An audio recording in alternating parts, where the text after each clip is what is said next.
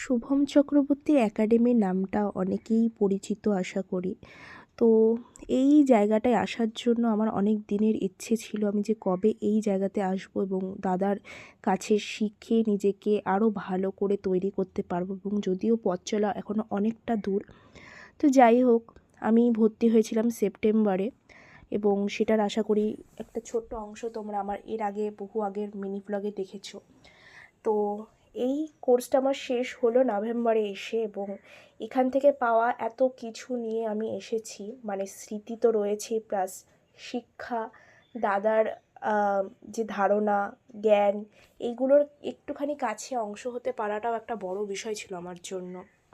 তো দেখতে দেখতে কিন্তু এক্সামের দিন আমাদের কাছে এগিয়ে এসেছিলো এবং আমরা প্র্যাকটিসের জন্য প্রায় যেই মানুষগুলো আমাদের কাছে একদম অপরিচিত ছিল তাদের খুব পরিচিত হয়ে যায় এই শেষের দিকে এসে, যদিও সময়টা আমাদের কাছে তবু অনেক কম লাগছিল।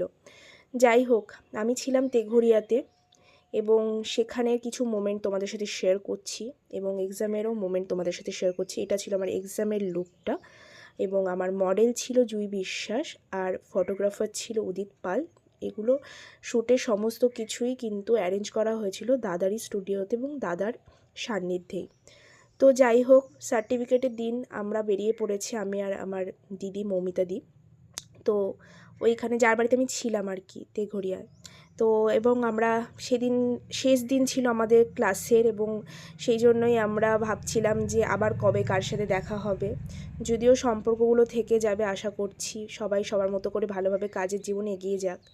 এবং শেষ মুহূর্তে এসে মানে একটুখানি মন তো খারাপ হয়ই, কারণ অনেকেই দূর থেকে এসেছে যাদের সাথে হয়তো পরেও হয়তো সেভাবে পসিবল হবে না বারবার মিট করাটা, কিন্তু তবু সব কিছু নিয়ে আমাদের জীবনে এগিয়ে যেতে হবে এবং সবার জন্য শুভকামনা রয়েছে।